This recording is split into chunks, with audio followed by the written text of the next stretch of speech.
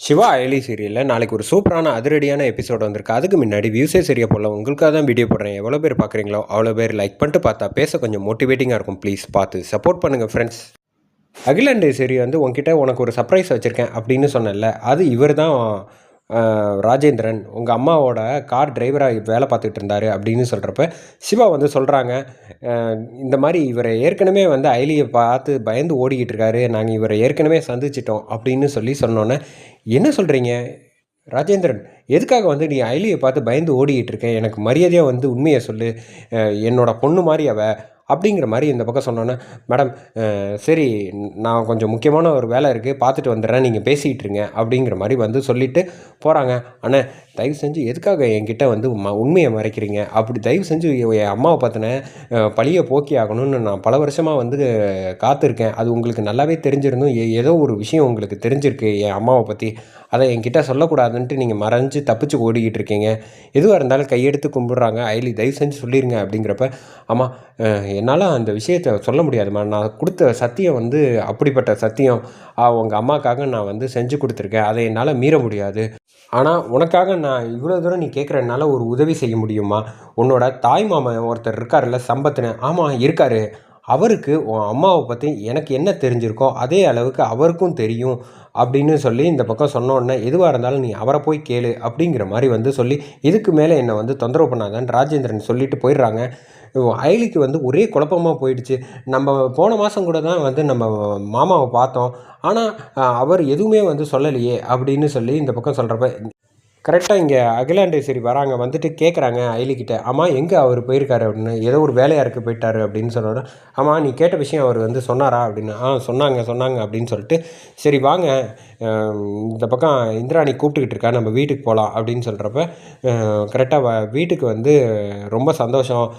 பொன்னியோட நிச்சயதார்த்தம் நல்லபடியாக முடிஞ்சதுக்கு காரணமே அயலி நீ தான் அப்படின்னு சொல்லிகிட்டு இருக்கப்ப, ஏதோ என்னால் முடிஞ்சது 2 குடும்பமும் வந்து நல்லா இருக்கும் அப்படிங்கிறதுக்காக தான் நான் செஞ்சேன் அப்படிங்கிற மாதிரி இந்த பக்கம் அயலி சொன்னதுக்கப்புறம் கரெக்டாக இங்கே வீட்டுக்கு கிளம்பி வராங்க. கபிலன் உடனே வீட்டில் வந்து ஒரே யோசனையோட அயலியை மட்டுமே பார்த்துக்கிட்டு இருக்காங்க. இப்படி பார்த்தாலும் அப்படி பார்த்தாலும் வந்து இவ பார்க்குற பார்வை எல்லாமே வந்து அதிகாரி மாதிரியே தான் தெரியுது. கபிலன் வந்து ரொம்ப குழப்பத்தில் வந்து பயந்துகிட்டு இருக்காங்க. அந்த சமயம் சிவா வந்து கரெக்டாக அயலிக்கிட்ட வந்து சொல்லிட்டு இருக்காங்க, இங்கே பாரு அந்த கபிலை நீ எப்படி நவுந்தாலும் சரி நின்னா சரி உன்னையே தான் பார்த்துக்கிட்டு இருக்கான் அப்படின்னு சொல்லி இந்த பக்கம் அவன் பயப்பட ஆரம்பிச்சிட்டான் அப்படிங்கிற மாதிரி வந்து சொன்னோன்னே, அவன் பயப்படுறானோ பயப்படலையோ இப்போ அது பிரச்சனை இல்லை, அவன் ஓயாமல் நம்மளையே பார்த்துக்கிட்டு இருந்தான், நம்ம வந்து ஏதாவது ஒரு விஷயத்தில் நம்ம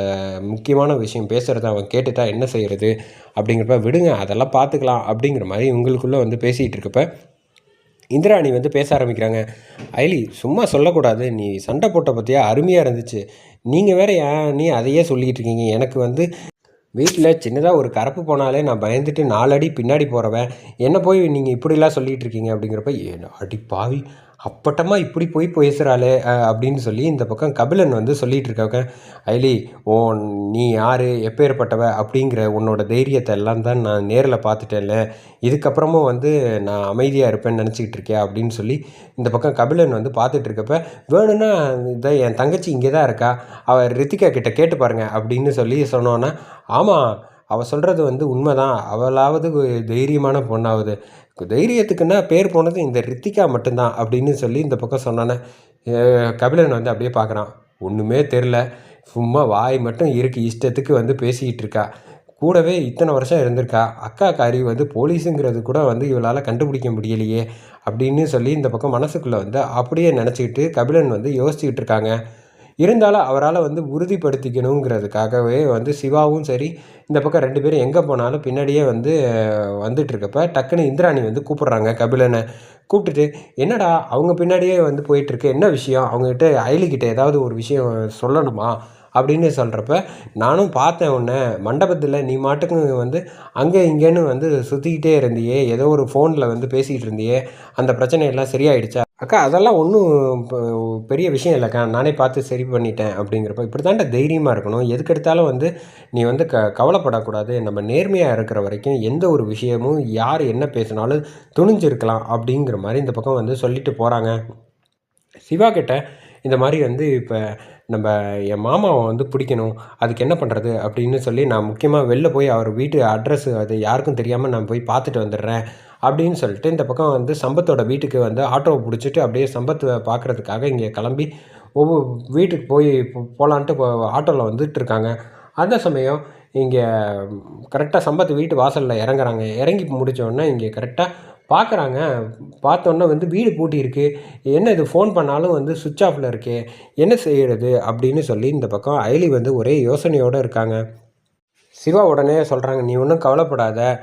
முதல்ல அவர் ஃபோனை வந்து எங்கே ஆஃப் பண்ணி வச்சுருக்காருங்கிற வந்து லொக்கேஷனை முதல்ல நான் கண்டுபிடிக்கிறேன். அதுக்கு அடுத்தது என்ன செய்யலாம், நீ பக்கத்தில் அக்கம் பக்கம் வந்து விசாரி அப்படின்னு சொல்லிட்டு இந்த பக்கம் போனோன்னே இங்கே சம்பத்துன்னு ஒருத்தங்க இருந்தாங்கல்ல, அது அவங்கள பார்க்கணும், எங்கே போயிருக்காங்கன்னு தெரியுமா அப்படிங்கிறப்ப அந்த பக்கத்து வீட்டுக்காரர் வந்து சொல்கிறாங்க இந்த மாதிரி, அம்மா நீ நினைக்கிற மாதிரி அவர் இங்கே இப்போ இல்லை, அவர் காலி பண்ணிட்டு போய் 1 மாதம் ஆகுது அப்படின்னு சொல்கிறாங்க. இங்கே கரெக்டாக வந்து அவங்க மாமா சம்பத் வந்து கரெக்டாக அர்ச்சனாவை அழைச்சிட்டு யாருக்கும் தெரியாமல் வேற ஒரு இடத்துக்கு மாறி போயிட்டுருக்காங்க.